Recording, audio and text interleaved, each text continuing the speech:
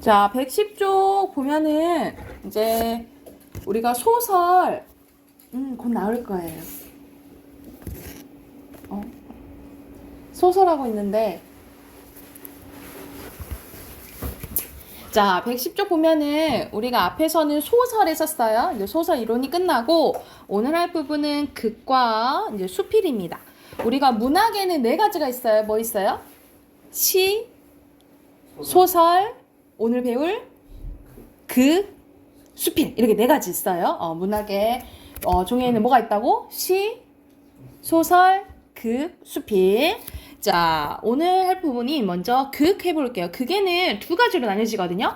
희곡과 시나리오로 나뉘어져요. 먼저 희곡 봐볼게. 희곡은 뭐의 대본? 연극의 대본입니다. 특히 목적이 무대 상연이에요. 연극을 보여주는 게 목적이야. 그래서 공연을 목적으로 하는 연극의 대본으로 배우들이 말과 행동을 통해서 관객들에게 직접 사건을 보여주는 그게 갈래입니다. 그래서 우리 소설의 구성 단계는 뭐였죠? 발단, 전개, 위기, 절정, 결말이었지, 그치? 근데 희곡에도 구성 단계가 있는데 발단, 전개, 위기 없이 바로 뭐야? 절정이고 하강, 대단원이에요. 다시 한번 뭐라고? 발단, 전개, 절정, 하강, 대단원이야. 그래서 여기 밑줄 그어놓을게요. 희곡의 구성 단계는 발단, 전개, 바로 뭐예요? 절정, 하강, 대단원 이렇게 보시면 되고요. 특징 봐볼게요. 무대 상연을 전제로 함으로 극적 관습을 따라하는 제약이 있고요. 극적 효과를 목표로 한다라고 보시면 됩니다. 소설처럼 사건을 전달하는 서술자가 있어요? 없어요?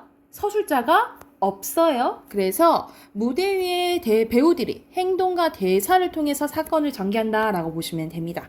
그리고 관객이 바라보는 그 순간에 무대 위에서 사건이 진행되기 때문에 모든 이야기는 현재화라고 보시면 돼요. 그래서 현재형 문학이라고 하거든요. 그래서 우리가 보면은 예를 들어서 하람이가 문을 연다. 하람이가 승연이를 찬다. 뭐 이런 식으로 뭐뭐 한다라고 이제 현재형으로 이제 되어 있다라고 보시면 돼요. 그리고 소설은 물론 시나리오에 비해서도 시간적, 공간적, 그리고 등장인물 수 제약이 심해요. 예를 들어서 우리 무대는 이렇게 한정적인데 전쟁 상황이야. 근데 막 500명, 1000명 올라갈 수 있어? 사실 힘들잖아, 그치? 그래서 등장인물 수 그리고 시간적, 공간적 배경은 바꿀 수 있지만 조금 한계가 있다라고 보시면 됩니다. 그리고 밑에는 구성 단위예요. 구성 단위는 막과 장으로 되어 있는데 막이 더 큰 개념이라고 생각을 하시면 돼요. 막은 무대의 휘장이 올라갔다가 내릴 때까지 한 단위로 막이 올랐다 내리면, 그러니까 말 그대로 커튼이 열리고 닫히고라고 생각하시면 돼요. 무대 배경이나 무대 위 여러 장치들이 바뀌며 새로운 사건이 전개되는데 하나의 막은 몇 개의 장으로 이루어져 있다라고 보시면 되고요.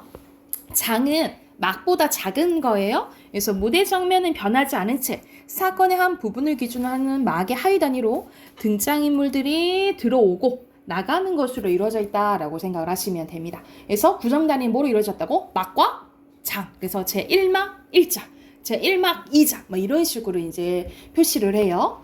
그리고 구성 요소입니다. 구성 요소는 크게 세 가지예요. 해설, 대사, 지시문입니다. 뭐라고? 해설, 대사, 지시문. 아까 전에 소설에는 있는데 희곡에 없는 게 뭐라 그랬어요? 지시문. 말해준 사람. 해설. 서술자가 없다 그랬잖아요. 그치? 서술자가 없는데 근데 희곡을 시작할 때 어떤 상황인지 설명은 해줘야 될 거 아니야. 그치? 그 설명해주는 부분을 해설이라고 해요. 그래서 희곡의 첫 부분에서 등장인물, 장소, 무대 장치를 설명해주는 것을 해설이라고 하고 인물들이 다 말하는 게 뭐라고 생각하시면 돼요? 대사입니다. 이 대사가 세 가지로 또 나뉘어져요. 주고받으면 대화, 혼잣말하면 독백, 그리고 방백인데 여러분 방백 배쳐놓자. 방백은 희곡만의 특징입니다. 무대 위에서 등장인물의 대사가 상대 배우에게는 전달되지 않고 관객에게만 들리는 것으로 약속된 대사를 방백이라고 해요. 그래서 효과는 무대의 인물이 관객에게 극중상을 직접 설명해 준다는 느낌을 받는다라고 보시면 됩니다. 그래서 예를 들어서 이렇게 무대에서 여러 명 있었는데 빠밤 하고 멈춰서 한 인물이 이러는 거지, 관객한테. 얘네들 좀 보세요. 이렇게 뭐 싸운다니까요. 이렇게 얘기하는 부분이잖아요. 당연히 내가 얘기하는데 옆에 있는 애들 들리겠지. 근데 얘네들한테는 안 들리고 관객한테만 들린다고 약속된 대사를 뭘 한다고? 방백이라고 한다고요. 그리고 마지막 지시문입니다. 지시문은 등장인물의 동작, 표정, 심리 상태 설명하거나 조명 효과음을 지시하는 요소예요. 그래서 동작, 표정, 심리 상태를 나타내면 동작 지시문이라고 하고 뭐 조명이나 효과 얘기하면 무대 지시문이라고 보시면 됩니다. 그래서 구성 요소는 세 가지가 크게 뭐야? 해설, 대사, 지시문. 근데 대사에 세 가지가 있죠. 뭐 있어요? 대화, 독배, 방배. 그리고 지시문은 뭐 있어? 동작 지시문, 무대 지시문. 이렇게 있다라고 보시면 됩니다. 요게 머리에 있어야 돼요. 아셨죠? 그러면 옆에 예심 봐볼게요. 유치진의 소의 일부분입니다. 막이 오르면 이렇게 보이지? 이 막이라는 단어를 통해서 아 이거 갈래가 뭐구나, 희곡이구나 라고 힌트를 얻으시면 되겠죠. 집 뒤에 타작마당이 있는 듯 거기에서 분주하게 타작하는 소리가 들린다. 무대에는 절구통에 돼지꼬리 같은 댕기를 들인 더벅머리 노총각 말똥이가 걸터앉아 있을 뿐이고 아무도 없다. 말똥아 이 빌어먹다 죽을 어디 갔어? 이러자고 이 육실놈이 어딜 새버리 말았담? 개똥이 어슬렁 나타납니다. 이놈 개똥아, 오늘같이 바쁜 날에 넌 어디서 다니냐? 없는 눈에 품사서 이러는 거 보고도 그래? 4대 60 성은놈들이 왜 그래 빈둥거리고 노느냐 말이다. 이놈 성녀성 어디 갔어? 형 어디 갔냐? 형이 이제 말똥이에요. 형 어디 갔냐? 라니까 못 봤어요 나는. 에이 죽일 놈들, 자식들이 있다는 보람이 어디 있어? 그저 삼시할머니 잘못이야. 이따위 자식이라고 점지해주는 삼시할머니 글렀어. 그래서 아이고 마름님 어서 오슈 하고 이제 집에 마름이 찾아옵니다. 이거 마름이란 단어를 통해서 시대적 배경을 알 수 있겠죠. 그쵸? 국선은 어딨나? 저기 타작마당으로 갔나봐요. 어때 금년에 몇 살이나 늙었지? 실념이 잘 됐으니까. 아니요 도처에 춘풍이거든요. 아무려면 작년 재작년 흉년이나 비하겠어요 하면서 자 사음 헛간 입을 통해 타작마당으로 퇴장. 다른 사람도 따라 나간다. 말똥이가 혼자 마름 녀석 말세나 좀 낮게 받자고 그저 알랑거리지 하고 얘기를 해요. 혼잣말한데 그럼 뭐라고 보면 되겠어요? 대사 중에? 네. 독백이라고 보시면 되겠죠. 그쵸? 그래서 밑에 보면은 이거는 희곡이라 했잖아. 목적이 뭐라고요? 무대? 상연이에요. 연극을 보여주는 거야. 그리고 A부 맨 앞에 있는 뭐 설명해주는 부분이잖아. 그럼 뭐죠? 해설이겠죠. 해설. 허러머 펜. 그리고 마지막 A 부분 뭐라고요? 독백이라고요. 독백 넣으시면 되겠죠. 됐나요? 뒤로 넘어가 보면 극 중에 하나 더 나옵니다. 시나리오예요. 시나리오는 영화나 드라마의 대본이죠. 그래서 이거의 목적은 상영입니다. 아까 전에 희곡의 목적은 뭐였어? 상연이었죠. 연극을 보여주는 거고 이건 영상을 보여줘야 되는 거예요. 상영이에요. 특징은 장면에 따라 대사와 행동을 통해서 간접적으로 인물의 내면 심리나 성격을 드러냅니다. 우리가 영상으로 이렇게 좀 보잖아. 영화를 보면 주인공이 막 울어. 우는 걸 보통해서 쟤 너무 슬프구나 라는 걸 알 수가 있잖아. 그치? 그래서 우리가 영상을 통해서 다 보는 거는 간접 제시라고 보시면 돼요. 간접 제시. 우리가 소설에서는 직접 제시와 간접 제시가 있었잖아. 그치? 근데 우리가 영상으로 다 보는 거는 간접 제시라고 생각하시면 돼요.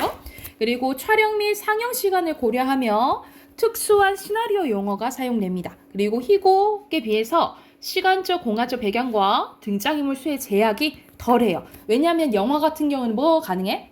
CG 처리 가능하잖아. 그치? 그래서 제약이 좀 덜합니다. 그래서 제약이 가장 덜한 게 소설이요. 소설은 무궁무진하죠. 상상력 할 수 있으니까. 그리고 그 다음에 제약이 덜 심한 게 시나리오, 그리고 제약이 심한 게 희곡. 이렇게 생각하시면 돼요. 그리고 구성 단위입니다. 희곡이 뭐였죠? 연극의 대본. 아까 전에 희곡의 그 구성 단위는 뭐였어요? 막과 장이었죠. 시나리오의 구성 단위는 숏부터 시작합니다. 숏, 장면, 시퀀스인데 요렇게 점점 커진다라고 생각하시면 돼요. 가장 작은 게 숏이에요.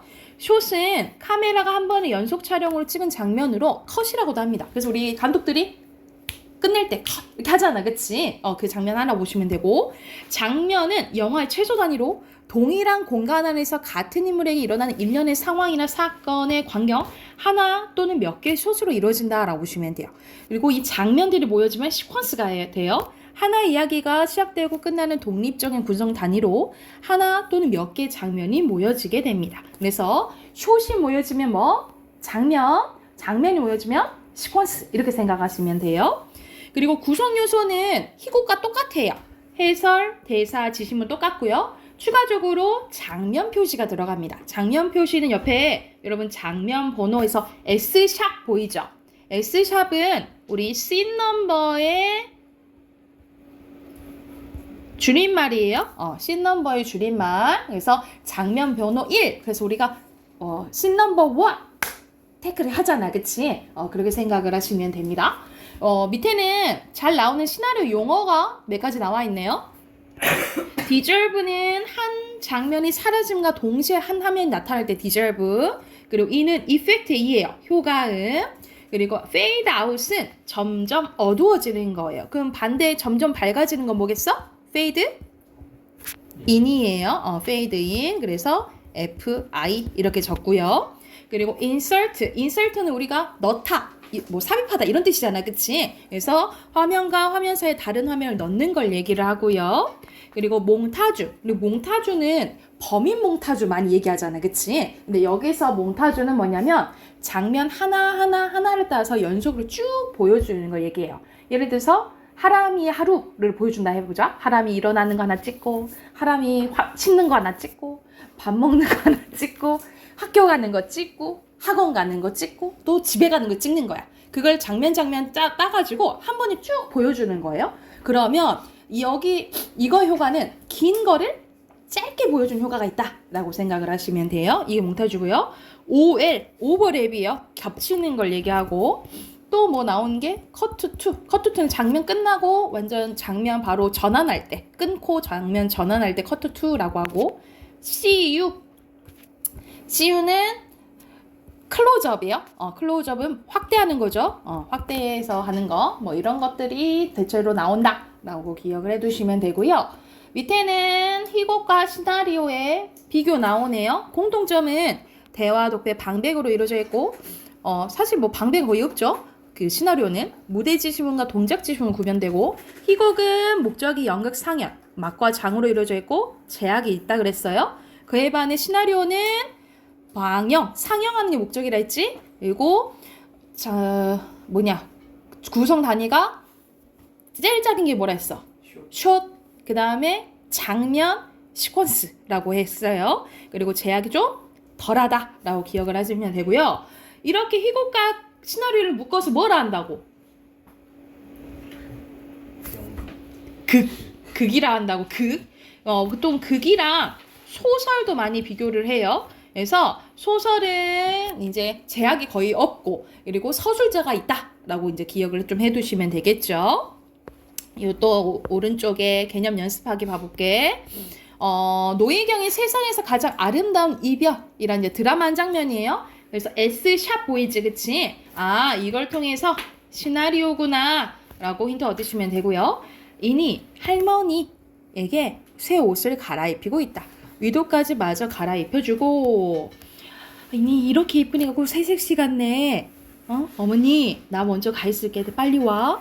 싸우다 정든다고 나 어머니랑 정 많이 들었네. 친정어머니 먼저 가시고 애들아비 공부한다고 객지 생활할 때 애들도 없고 외로웠고 그럴 때 어머니 내 옆에 있었는데, 나 밉다고 해도 가끔 당신이 좋아하시는 거 아꼈다고 주곤 하셨는데 어머니 이제 기억도 안 나지? 하면서 엄마 하면서 이잖아. 이펙트는 효과음이라 했잖아요. 그래서 보통 어떨 때 쓰냐면 그냥 소리가 들어갈 때도 쓰지만 화면은 다른 화면인데 소리만 들어갈 때 있죠. 그때도 이제 이를 써요. 그리고 몽타주는 아까 뭐라 했어? 장면을 따서 한 번에 보여준다 했죠, 그쵸? 그래서 요 네 장면을 쭈루룩 보여준다라고 보시면 되고요. 마지막은 이제 정철이 이니의 죽음을 맞이하는 이제 장면이라고 생각을 하시면 됩니다. 그래서 밑에 첫 번째 빈칸 뭐겠어요? 목적이 뭐라고? 상영이고요. A는 S샵 뭐라 그랬어요? 장면 번호고요. 그리고 몽타주는 각각 촬영한 장면들을 쭈르륵 보여주는 거라고. 그리고 마지막에 뭘 알 수 있어요? 이니의 죽음을 확인할 수 있죠. 자, 등장인물 수가 한정된 제약이 있어요. 희곡보다는 덜하죠, 그쵸?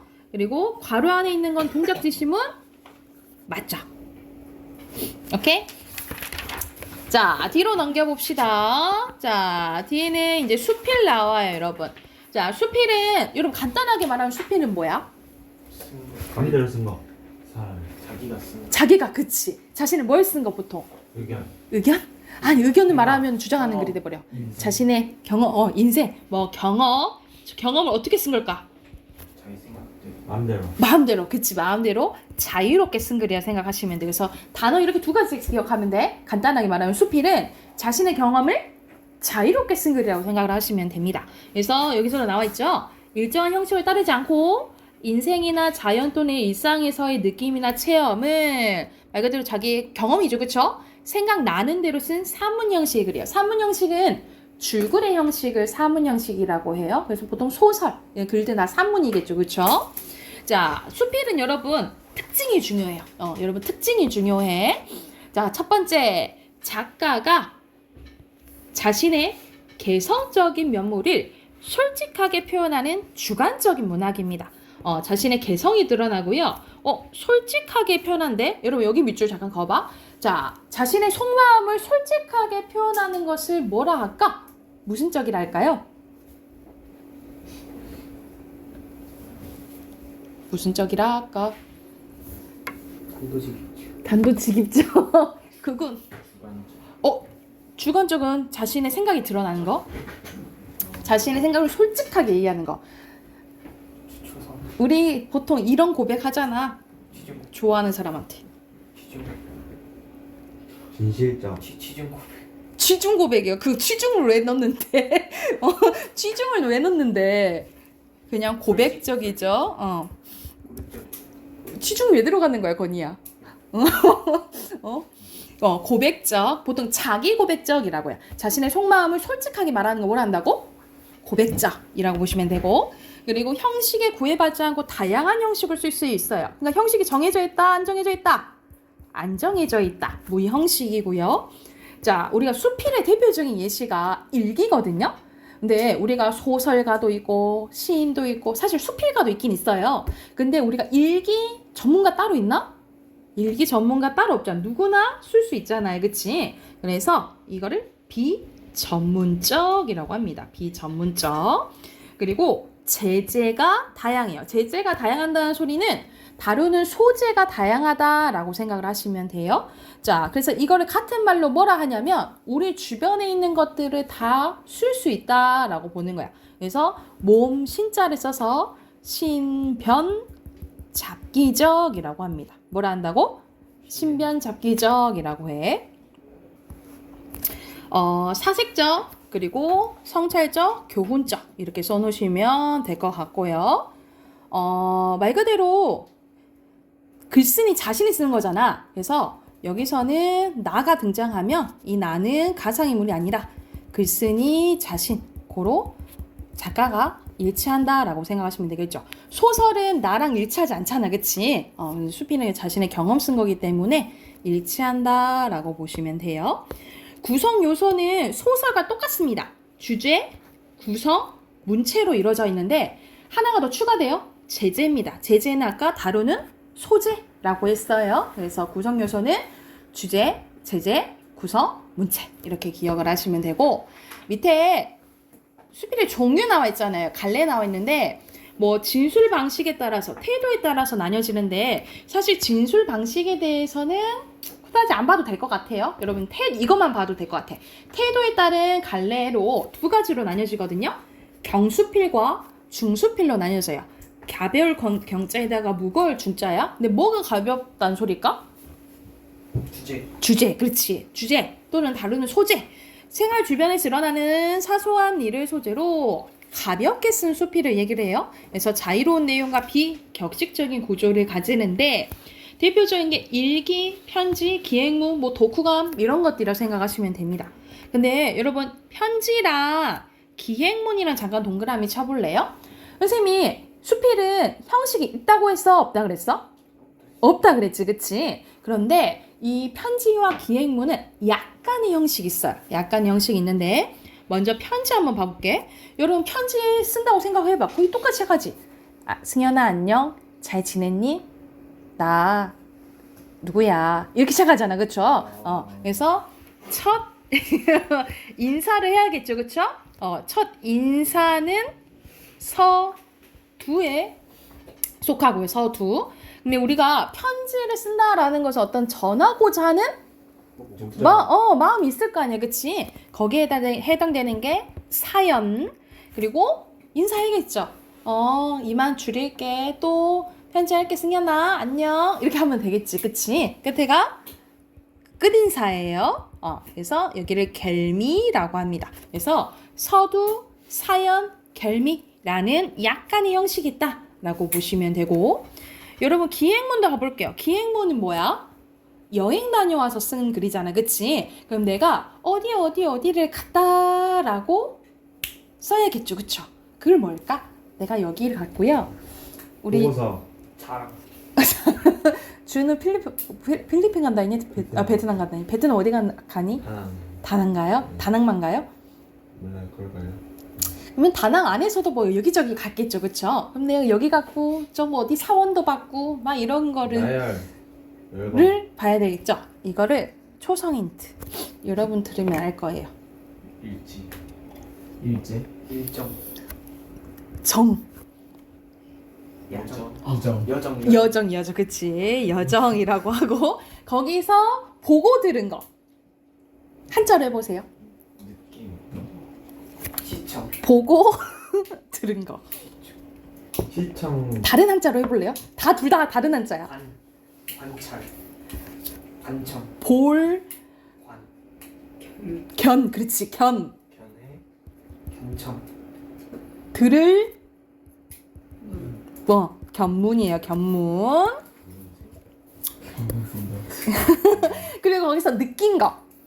감. 오, 감정. 감각. 감상문. 감상. 감상, 그렇지. 그래서 여정, 견문, 감상 이 세 가지가 좀 들어가야 된다, 갖춰져야 된다라고 보시면 되고요. 중수필은 보통 수필의 특징과는 조금 달라요. 주로 무거운 내용을 담고 있는 논리적이고 객관적인 수필이라고 보시면 됩니다. 아까 수필은 주관적이라 했잖아, 그치? 근데 요금 좀 딱딱한 사회적인 문제를 다룰 때, 사회적인 문제를 좀 다룰 때 쓰는 게 중수필이라고 보시면 돼요.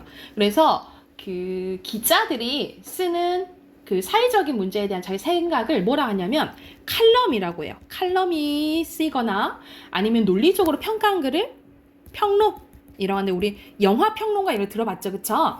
이런 식으로 칼럼이나 평론이 대표적인 중수필이라고 생각하시면 됩니다. 그래서 수필은 경수필, 중수필 이렇게 두 가지 기억하시면 될 것 같아요. 논문도 중수필이에요?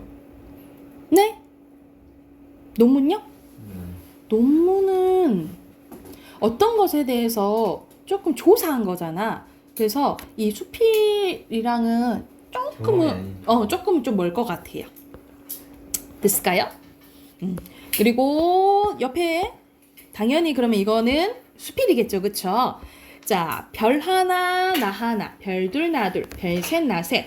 여름날 뜰에 모여서 목청을 돋우며 새어나가던 그 시절의 별이나 지금의 별이나 변함이 없을 것이며 그 뒤 중학시대 응울한 소년이 탄식으로 우러러보던 그 시절의 별이나 지금의 별이나 역시 변함이 없을 것이며 또는 그 뒤 장성하여 시적 흥취에 넘친 청년이 마상이를 대동강에 띄워놓고 거기 누워서 물결 소리 들으면서 탐미하던 그 별과 지금의 별이 변함이 없으련만. 이건 뭐야? 예전의 별이나 사실 지금의 별이나 변함이 없다라는 말을 이렇게 길게 한 거예요. 길게 한 거야. 그리고 그 시절에는 날이 흐려서 하루 이틀만 별이 안 보이더라도 마음이 조조하여 마치 사랑을 따르는 처녀와 같이 지규법 쓰였네요. 안타까워했거늘 지금 이렇듯 별의 빛깔조차 잊어버리도록 오래 별을 보지 않고도 그다지 부족함을 느끼지 않고 살아나가는 이 심경은 어찌된 셈일까. 그러니까 예전에는 막 맨날 별 보고 이렇게 지냈는데 지금 별을 보고 안 보고 살아도 아무렇지 않다 이 말이지, 그치? 세상 만사에 대한 이런 이제 흥분과 감동을 잊었나? 혹은 별을 보고 싶은 감정이 생기지 못하도록 이 현대인의 감정이나 빽빽하고 기계적인 것일까? 지금도 딱 별을 우러러보면 옛날의 그 시절과 같이 괴롭고도 즐거운 감동에 잠길 수가 있을까? 그렇지 않으면 전등만큼 밝지 못한 것이라고 경멸해 버릴 만큼 마음이 변했을까? 지금 생각으로는 오늘 저녁에는 꼭 다시 별을 우러러 보려고 한다. 그러나 저녁이 되어도 그냥 이 마음이 이대로 있을지가 의문이래. 날이 춥다는 핑계가 있고 바쁜 원고가 많다는 핑계도 있고 그 외에 오늘이 음력 8일이니 금은별이 아니고야 무슨 흥취가 있겠냐는 핑계도 하니 어찌 될는지 의문이다. 보면 세고 안 보면 문득 솟아오르던 별. 저 별은 장가를 가지 않는가 하고 긴 밤을 지키고 있던 별. 내별 니별하여 동생과 그 광희를 경쟁하던 별. 생각하면 할수록 언제 다시 잠 못 자는 한밤을 별을 울어보고 세워보고 싶대. 아, 예전처럼 그래 하고 싶다라는 생각은 드는 거야. 그러나 현 시대의 생활과 감정이 너무 복잡 단아한 걸 어찌 하겠냐. 일부러 서리적으로 표현했죠. 그쵸?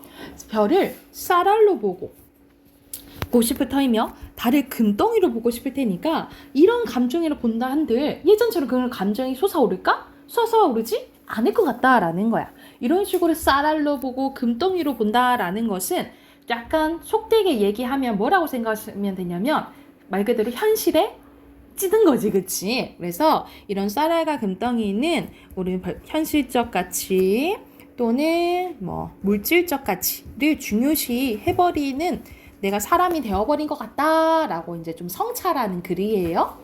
자, 그럼 이건 당연히 수필이니까 뭘 따르지 않아요? 일정한 형식을 따르지 않고 소재는 뭐예요? 별이죠. 자, 주관적인 생각이란 느낌 자유롭게 맞춰 쓰는 거? 네. 맞죠? 별을 보던 어린 시절에 대한 그리움까지는 맞을 것 같아요. 그치? 근데 뭐 물질 만능주의까지는 아니고 약간 동경, 약간 순수함을 잃은 현대인에 대한 거라고 생각하시면 돼요. X. 그러면 마지막 거는 맞겠죠. 그쵸? 자, 그러면 넘겨서 바로 수능 대비하기도 오늘 다 한번 해버릴게요. 자, 차범석의 제목이 성난기계입니다. 기계가 성날 수 있을까? 우리 성나다는 화나다 이런 뜻인 거야. 제목이 의인법 쓰였죠. 그쵸? 근데 왜 기계가 성났다라고 했는지 한번 내용 바로 봐볼게요. 땡땡 종합병원 폐외과 과장실 정면 벽 우측에 밖으로 통하는 문이 있다. 문에 5분의 1은 두꺼운 반투명 유리가 끼어있고 검은 페인트로 과장실이라는 세 글자가 쓰여져 있다. 좌측에는 진찰용 침대와 흰 광목으로 된 칸막이 커튼, 좌편 벽에 2개의 유리창이 남쪽으로 향해 있어 하마터면 음침하게 될 뻔한 이 방에 환한 햇볕이 이제 들어오는 거예요. 그 옆으로 큼직함한 책상과 회전 의자와 환자용 의자, 벽 구석이 책장과 캐비닛, 우편 벽에 진찰실과 수술실로 통하는 육중한 문, 이 문과 정면 문 중간에 전임 간호사의 사무용 책상과 의자, 그 앞에 응접 세트, 출입문 한 구석에 흰 타일로 된 세면대와 옷걸이가 붙어 있다. 따라서 이 방은 가벼운 진찰과 외래객의 응접과 연구를 겸한 과장의 사실인 거예요. 방 전체는 청결하다라는 장점을 제하면 단조하고 냉랭하여 일말의 음산한 공기가 떠돌고 있다. 그러니까는 약간 차가워 보이는 이제 실인 거죠. 막이 오르면 이 단어를 통해서 힌트 얻을 수 있겠죠. 이건 뭐야, 갈래가? 희곡 무대. 희곡이죠, 희곡. 양회기가 흰 가운에 소매를 걷어붙이고 우편문을 열고 등장. 그 뒤에 간호사 정금숙과 환자 김인옥이 따라 나옵니다. 양혜기의 흰 피부와 후릿한 흰은 흔한 외국 신사에서 받은 세련됨과 과학자가 지닌 냉담성을 동시에 발산하고 있다. 인옥의 헝클어진 옷맵시와 핏기 없는 안색은 첫눈에는 그녀가 중환자임을 짐작하게 할 수 있는데 양혜기가 세면대로 가서 손을 씻는 동안 금숙은 수건을 펴든 채 우편에 서 있고 인옥은 힘없는 무대 중앙에 앉아 있습니다. 그녀의 표정은 비애보다는 차라리 어떤 신앙적인 절실한 욕망이 감도는데 희회기는 금숙이 내미는 수건을 손을 씻으며 좌편 책상 쪽으로 가요. 폐 전문 외과 의사 회기는 폐질환을 앓고 있는 인옥에게 수술을 요청받지만 병의 상태가 너무 심각하다며 거절합니다. 인옥은 가족의 생계를 위해서라도 꼭 살아야 한다며 수술을 간청하지만 회기는 수술 결과가 나쁠 경우에 받을 원망과 책임감을 의식해서 거절하는 거예요. 선생님, 나는 환자의 생명을 구해줌으로써 기쁘게 해주겠다는 거나 사회를 위해서 선심 쓰겠다는 생각 없어. 나도 이 병원에서 그냥 월급 받고 일하는 고용인이니까 당신과 마찬가지로 나도 그냥 돈 받고 하는 거다. 그렇게 무책임한 짓을 할 수는 없다 라고 얘기하는 거죠. 왜냐 잘못되면 다 책임을 져야 되잖아 의사가. 그러니 수술을 그냥 해주시면 되잖아요. 원래 나는 자신 없는 일에 손을 안 대는 성질이요. 환자가 죽어가도 말씀이에요. 그렇다고 내가 죽일 순 없어. 난 나를 위해서 사는 거지 그 누구를 위해서 사는 사람이 아닙니다 라고 얘기를 해요. 말을 너무 진짜 너무하게 하잖아. 여기서 약간 양에게 이기적인 모습을 알 수가 있는 거죠. 선생님, 대기 공장에서 담배를 사서 피울 사람 생각하지 않는 것과 마찬가지인 이치지요. 그렇잖아요? 선생님 몸 냉정하시군요. 기계처럼 이렇게 얘기를 해요. 아, 제목이 성난기계였잖아. 그치? 그러면 이 성난기계는 누굴 얘기하는 거구나? 양회기를 얘기하는 거구나 라고 알 수 있겠죠. 자, 상현과 대화가 나오는데 이 상현은 이녹의 남편이에요. 이녹의 이제 남편이랑 대화를 합니다. 선생님 어떻게 되었습니까? 어렵겠던데요. 그렇게 악화되도록 방치하시다니 저 가족들의 무책임도 어지간하시군요. 그럼 수술을 응낙하셨나요? 미안하지만 거절했습니다. 거절하셨다고요? 감사합니다. 원래 뭐라 해야 돼? 거절했다는데 간절하게 해달라고 해야 되잖아. 그치? 근데 오히려 고맙다고 얘기해요. 아, 그런 걸 가지고 난 계시를 속에서 감사합니다.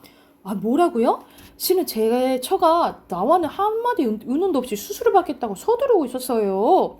그래요. 글쎄 그게 될 말입니까? 다른 병이면 또 모르지만 폐를 함부로 떼어내고 갈가내서야 되겠어요. 게다가 요즘 세상엔 돈 있고 병치료하는 법이지 그런 돈이 어디 있겠습니까? 돈이 없으니까 와이프 아내 수술 못한다 이렇게 얘기를 하는 거예요. 그래서 이렇게 냉담했던 양회기였는데 자기보다 더 비인간적인 사람을 만나게 되니까 오히려 각성하게 돼요. 그래서 여기선 나와 있진 않지만 이 상현이 가고 나서 다시 마음을 고쳐먹고 이 이녹을 수술하기로 결심하면서 끝나게 되거든요. 그래서 그렇지만 치료비 걱정할 필요가 없다고 그러던데요. 그럴 리가 있겠습니까? 우리 내외가 죽어라 벌어도 어린 것들하고 겨우 풀칠하는 판국인데 그런 돈 있으면 그럼 선생님께서는 부인의 병을 고치지 않아도 좋단 말씀인가요?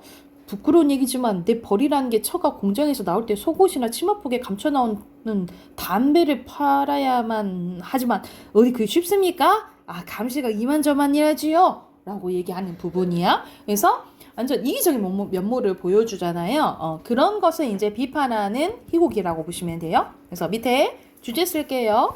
자, 현대 물질 문명 속에서의 인간성 상실과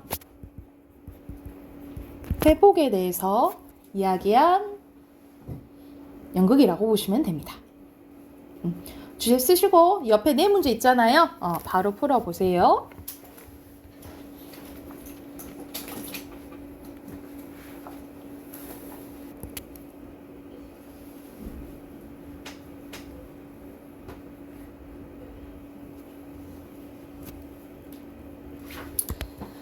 답 확인해 봅시다. 자, 여기서 1번에 알맞지 않은 거 몇 번? 3번. 선생님이 결말을 얘기해 줬지만 4번. 요건 내용 안 나와 있어요. 본문에는. 그리고 2번이 좀 더 헷갈렸을 건데 다 맞는 말 같지만 잘 보셔야 돼요. 알맞지 않은 것은 3번인데 여기서 서늘해 보인다는 거지 차가운 바람이 분 거 아니야. 그죠? 그리고 3번의 순서대로 이렇게 쓰시면 됩니다. 머뭇거리는 아니에요. 네. 왜요? 머뭇거리면 약간 성성이 아, 아니요. 안타깝게 보여야 되는 거지. 안타깝게 보여야 된다 이 말이야. 그럼 근데 1번에 왜 3번을 맞아? 이거 약간 화가 났기보다는 너도 그러지 않냐. 너도 저기 일하는 것처럼 그냥 나도 그냥 이렇게 일하는 거야. 뭐 월급 받으면서 일하는 거야. 이렇게 얘기를 하는 거야. 약간 뭐라 해야 될까. 비꼬는 약간 그런 느낌이 들어가야 되는 거죠. 그래서 조소예요. 이거 물어보는 거 아니야? 아니 1번에 3번이요. 네. 안 느껴요? 네. 그래서 지금 수술도 해주지 말라 하잖아. 그러니까 돈 아끼려고. 응. 아, 응. 됐어요? 그리고 4번은 간단하게 얘기하면 회기가 이기적이어서 그런 거잖아. 비인간적인 면모를 보여서. 그쵸? 그래서 뭐라 쓰시면 되냐면 인옥의 간절한 요청을 냉정하게 거절하는 회기의 비인간적인 면모 때문이다. 간단하게 회계의 비인간적 면모 때문이다 이렇게 쓰셔도 돼요. 또는 뭐 이기적인 면모 때문이다 뭐 이렇게 쓰시면 됩니다. 본인 수술 안 해줘서 그래도. 회기에 그게 들어가야 될 것 같아요. 네. 네. 자, 뒤에 수필 하나 있거든요. 아예 여기까지 해 버릴게요. 여덟 문제? 일주일에? 자, 여기 봐볼게요. 여기서는 이태준의 파초입니다. 이태준의 파초라는 수필이에요. 이거는 그 전에 같이 우리 빠작을 했으면 한번 봤었을 이제 작품인데, 한번 봐볼게. 작년 봄에 이웃에게 파초 한 그루를 사왔다. 얻어온 것도 두어 뿌리에 있었지만 모두 어미 뿌리에서 새로 찢어진 낸 것들을 앉아서나 들여다 볼 만한 키들이요. 요게 언제 자라서 키 큰 내가 들어서 많지 그늘이지나 하고 생각할 때 적이 한심하였다라는 거죠. 그래 지나다닐 때마다 눈에 뵈게 이웃집 큰 파초를 사오고 만 거야. 워낙 크기도 했지만 파초는 소 선지가 제일 좋은 거름이란 말을 듣고 선지는 물론이고 생선 씻은 물 그리고 깨끗물 같은 것을 틈틈이 주었더니 작년 당년으로 성북동에 사나봐요. 제일 큰 파초가 되었고 올 봄에는 새끼를 5이나 뜯어내었대. 그런 것이 올 여름에도 그냥 그 기운으로 장착에 달아 지금 아마 제일 높은 가지는 12자도 훨씬 넘을지 만큼 지붕과 함께 솟아서 펄은 공중에 들여왔대. 지나가는 사람마다 오 이렇게 큰 파초를 처음 봤군 하고 우러러 보는 거였다는 거죠. 나는 그 밑에 의자를 놓고 가끔 남궁의 정조를 명상하는데 파초는 언제 보아도 좋은 화초다. 폭염 아래서 그의 푸르고 싱그러운 그늘을 눈에 씻어줌이 물보다 더 서늘한 것이며 비 오는 날 다른 화초들은 입에 담은 듯 우울할 때 파초만은 은은히 빗방울 퉁겨 주렴 안에 누웠으되 듣는 이의 마음에까지 비를 뿌리고도 남는다. 가슴에 비가 뿌리되 옷은 젖지 않은 그 서늘함. 파초를 가꾸는 이 비를 기다림이 여기 있을 것이다. 오늘 앞집 사람이 와가지고 뭐라 하냐면 거저 파초 파십시오 라고 얘기를 하는 거야. 팔다니요? 저거 이제 팔아버리셔야 됩니다. 저렇게 꽃이 나온 건 다 큰 표시고요. 내년에는 영락없이 죽습니다. 그건 제가 많이 당해보아서 안다라는 거야. 죽을 땐 죽더라도 보는 날까지 봐야 되지 않겠소. 아니 그까지 이제 두어 달 더 보자 그냥 두세요? 그 지금 팔면 파초가 새가나 저거 큰 것도 5원도 더 받습니다 라고 하는 거죠. 5원이라는 그 시대적 배경을 알 수 있겠죠. 그래서 이 사람은 뭘 생각하는 거야? 되게 물질적 가치를 좀 더 생각하는 사람인 거지. 근데 그에 반해 나는 뭘 중요시하는 거예요? 약간 정신적 가치를 더 중요시하는 거야. 그래서 약간 가치관 차이가 나는 거죠. 마침 누가 큰 걸 하나 구한다죠. 그까지 슬쩍 팔아버리십시오 라고 얘기한 거야. 생각하면 고만이라는 거죠. 왜냐면 나를 생각해서 얘기해 준 거잖아. 그치? 이왕 죽을 것을 가지고 돈이라도 한 5원 만들어 쓰라는 것이다. 그러나 나는 마음이 그렇게 쏠리지 않았대. 그가 건 팔아 뭐하오. 5원 좀 더 받으셔서 미닫이에 비 뿌리지 않게 챙이나 다시 줘. 그래서 비 이제 가디건을 좀 달라고 얘기하는 거야. 그는 내가 서재를 짓고 챙을 해다지 않는다고 자기 일처럼 성화이던 사람이다. 나는 챙을 하면 파초에 비 맞는 소리가 안 들린다고 몇 번을 설명했으나 왜냐면 자기는 이 비 맞는 소리가 너무 좋았던 거야. 그는 종시 개쩍은 소리로밖에 안 듣는 모양이었다. 그는 오늘 오후에도 다시 와서 지금 좋은 작자가 있는데쇼 하고 입맛을 다시었대. 정말 파초가 꽃을 피우면 열대지방과 달라 한번 말랐다간 다시 소생하지 못할는지도 모른다. 그러나 내 마당에서 내 방 미닫이에 앞에 나와서 2 여름을 났고 이제 그 발육이 절정에 올라 꽃이 핀 것이다. 이게 얼마나 영광스러운 일인가. 그가 한번 꽃을 피웠으니 죽은 들 어떠리. 하물며 한마당 수북하게 새순이 솟아오르매야 소를 길러 일을 시키고 늙으면 팔고 사간 사람이 잡으면 그 고기를 사다 먹고 하는 게 우리의 습관이라 이제 죽을 운명의 파촌이 5원이라도 받고 팔아준다는 사람이 그 혼자 드러나게 모진 사람은 아니다. 그러나 무심코 바람에 너울거리는 파초를 보고 그 눈으로 그 사람의 눈을 볼 때 나는 내 눈이 뜨거웠대. 그러니까 말 그대로 이 사람과 생각은 다른 거지, 그치? 그래서 어서 가슈. 그리고 올가을의 우음이나 작년보다 깊이 더 깊숙하게 파주슈. 참 딱하십니다 하면서 그는 갔다라는 거예요. 그래서 여기서 주제는 이제 파초를 보고 파초를 이제 키운 경험이죠. 주제 밑에 써 놓을게요. 주제는 파초에 대한 자신의 경험과 현대인의 물질적 가치에 대한 비판이 드러난다 라고 보시면 됩니다. 좀 일단 그 종류라고 생각하시면 돼요. 난초. 옆에 두 문제밖에 없네요. 바로 풀어보세요. 답 확인해볼까요? 자, 5번에 적절한 거 여기서는 4번. 오케이 4번이고요. 6번에는 이렇게 길지만 문제가 좀 쉬웠어요. 그리고 금방 나오는데 5번. 1번 3번. 3. 1번 5번. 뭐야 1번 나오고 3번 나오고 5번이야? 2, 4번 중에는 없어? 2번 2번도 있어? 5? 1번. 3번. 5번. 5번. 4번 아니고 3번. 1번 5번 아니고 3번. 2번 아니고 1번 1번이에요. 여러분 파초 크기의 경탐에 지나가는 사람에게 파초를 평범한 눈으로 바라보지 않으려는 태도가 알 수 있어요? 그냥 가서 우와 크다 라고 그냥 감탄만 한 거야. 적절치 않은 적절하지 않은 거예요. 네, 맞아요. 5번 봐봐. 5번은 뭐야? 자신의 눈이 뜨거워졌다는 거는 내가 하고 싶은 말을 간접적으로 전달한 거야. 이 사람이랑 가치관이 맞지 않고 이 사람이 안타까운 거야. 이런 생각을 하는 게 간접적으로 전달한 거 맞아요. 됐을까요? 여러분 그러면 대신 일찍 끝내준 대신에 숙제 내줄게. 워크북 있잖아요. 워크북 3 풀어오세요. 워크북 3. 독서요? 네, 독서 워크북 3 풀어오시고 틀린 단어 써오시고 단어 안 보신 분들은 내일 남아서 보시고 아셨죠?